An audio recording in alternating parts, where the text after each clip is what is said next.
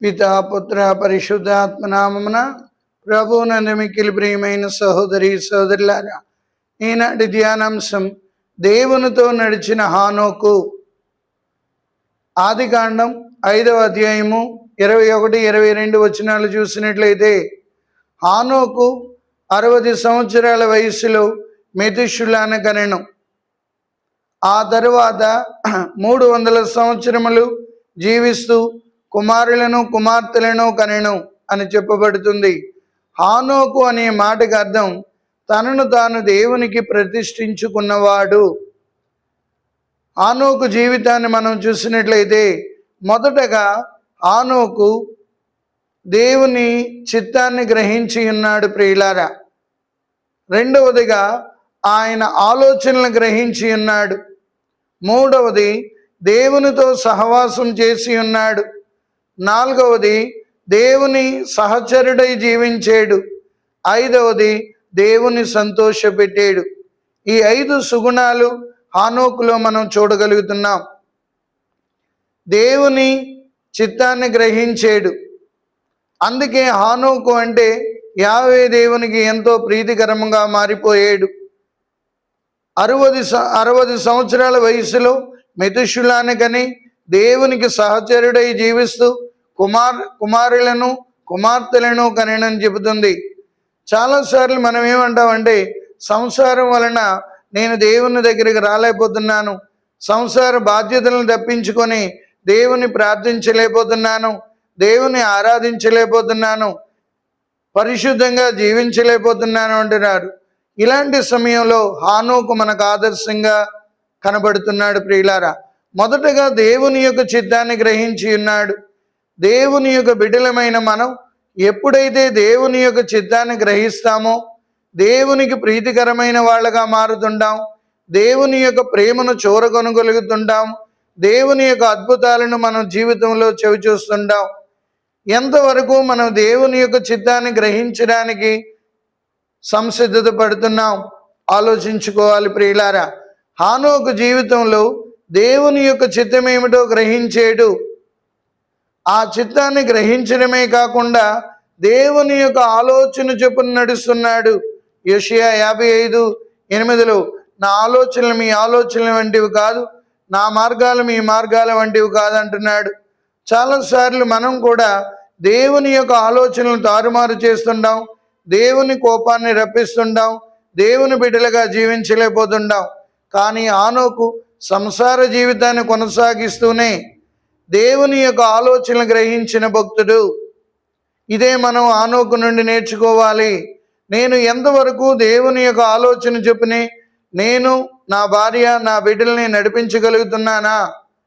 దేవుని నేను ఆరాధించగలుగుతున్నానా? దేవుని నేను ప్రేమించగలుగుతున్నానా? దేవుని యొక్క బాటలో మేము నడవగలుగుతున్నామా అని మనల్ని మనం పరిశీలించుకోవాలి. ఇక మూడవది, దేవునికి సహచరుడై జీవించాడు. ఆమోసు గ్రంథం 3వ అధ్యాయం 3వ వచనంలో, ఏ ఇద్దరైనా సమ్మతించకుండా ప్రయాణం చేయలేరు. నిజమే ప్రియులారా. ఇద్దరు కలిసి ప్రయాణం చేయాలంటే ఇద్దరి ఆలోచనలు ఒకలా ఉండాలి, ఇద్దరు ఒకరినొకరు అర్థం చేసుకునే వాళ్ళై ఉండాలి, ఒకరి మనసులు ఒకరు కలిసే వాళ్ళై ఉండాలి. ఇక్కడ హానోకు జీవితంలో దేవునికి సహచరుడై జీవించాడు అంటే దేవునితో సహవాసం చేస్తున్నాడు. ఇదే మనం నేర్చుకోవాలి హానోకు నుండి. మనం ఎంతమందిని ఆదివారం 1 గంట సహవాసం చేయడానికి వెళ్ళడానికి చాలా ఇబ్బందులు పడిపోతాం. కానీ దేవుడు మన జీవితాల్లో అనేక అద్భుతాలు చేయాలని ప్రతిరోజు ప్రార్థిస్తుంటాం. ఇది సాధ్యమేనా? ప్రియులారా, ఆలోచించండి. దేవునితో సహవాసం చేయాలి అంటే పరిశుద్ధతను కలిగి ఉండాలి, దేవుని చిత్తాన్ని గ్రహించగలిగి ఉండాలి, దేవుని యొక్క ఆలోచనలను గ్రహించగలిగి ఉన్నవాడే దేవునితో సహవాసం చేయగలడు. ఎవరికీ దొరకని భాగ్యం హానోకు కలిగింది. దేవునితో సహవాసం చేయడం అంటే ఆషామాషి కాదండి, దేవుని ప్రేమను చూరగొనగలగడమే. హానోకు దేవుని యొక్క ప్రేమను చూరగలిగాడు. అంతేకాకుండా దేవునితో సహవాసం చేస్తున్నాడు. ఇక హెబ్రీయులకు రాయబడిన లేఖ 11వ అధ్యాయము 5వ వచనంలో చూసినట్లయితే హానోకు విశ్వాసము వలన దేవుని యొద్దకు మృత్యువు నుండి కాపాడబడిను అని రాయబడి ఉంది. ఎవరెవరైతే విశ్వాసం కలిగి ఉంటారో, ఎవరెవరైతే దేవుని యందు దృఢమైన విశ్వాసాన్ని కలిగి ఉంటారో వారు మృత్యువును కూడా జయించగలరని హానోకు ద్వారా మనకు అర్థమవుతుంది. అతడు దేవుని యొద్దకు కొనిపోబడినని రాయబడి ఉంది. అంతేకాకుండా ఆయన దేవుని సంతోషపరిచినను రాయబడి ఉంది. ప్రియులారా, ఈరోజు మన జీవితంలో, అనుదిన జీవితంలో ఎంతమంది దేవుని సంతోషపరచాలని చూస్తున్నాం. మన కుటుంబాన్ని సంతోషపరచడానికి రెయ్యింబవళ్ళు శ్రమిస్తాం, అది అవసరమే, కాదని అనడం లేదు. కానీ దేవుని సంతోష పెట్టాలి అంటే హానోకులాగా మన జీవన శైలిని మార్చుకోవాలి, మన ఆలోచన ధోరణిని మార్చుకోవాలి, మన విశ్వాస జీవితాన్ని దేవునికి అనుకూలంగా మలుచుకోవాలి, దైవ భక్తిని కలిగి ఉండాలి. ప్రియులారా, ఇదే హానోకు జీవితంలో మనం చూస్తున్నాం.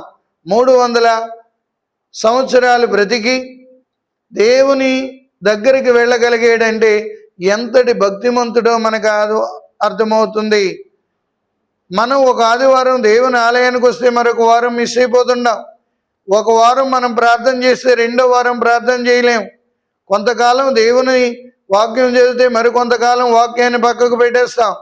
ఏమన్నా అంటే సమస్యలు ఎక్కువయ్యేయండి, శోధనలు ఎక్కువయ్యేయండి, ఇబ్బందులు ఇరికించేయండి అంటూ మనం మాట్లాడుతుంటాం. మనందరికీ ఆదర్శప్రాయుడు దేవునితో నడిచిన హానోకు. మనం కూడా హానోకులా జీవించాలంటే మొదటగా దేవుని చిత్తాన్ని గ్రహించాలి, రెండవదిగా దేవుని ఆలోచనలు చొప్పున నడవాలి, మూడవది దేవునికి సహచరుడై జీవించాలి, నాలుగవది దేవుని సంతోషపెట్టగలిగేవాడై ఉండాలి, ఐదవది విశ్వాసము గలవాడై ఉండాలి. ఆ రీతిగా ఉన్నప్పుడే దేవుని యొక్క ఆశ్చర్య కార్యాలను చూడగలుగుతాం. మనం ఆది కాండంలో చూసిన ఏకైక భక్తుడు హానోకు. దేవునితో నడవడం ప్రారంభించి పరలోకానికి వెళ్ళి మరణాన్ని చూడకుండా వెళ్ళిన హానోకు జీవితం మనందరికీ ఆదర్శప్రాయం కావాలి. విశ్వాసము ద్వారా మరణాన్ని జయించగలిగేడు. ప్రియులారా, మనం కూడా మన అనుదిన జీవితంలో విశ్వాసాన్ని పెంపొందించుకుంటూ హానోకుని ఆదర్శంగా తీసుకుంటూ దేవునికి ప్రీతికరమైన బిడ్డలుగా మారుదాం.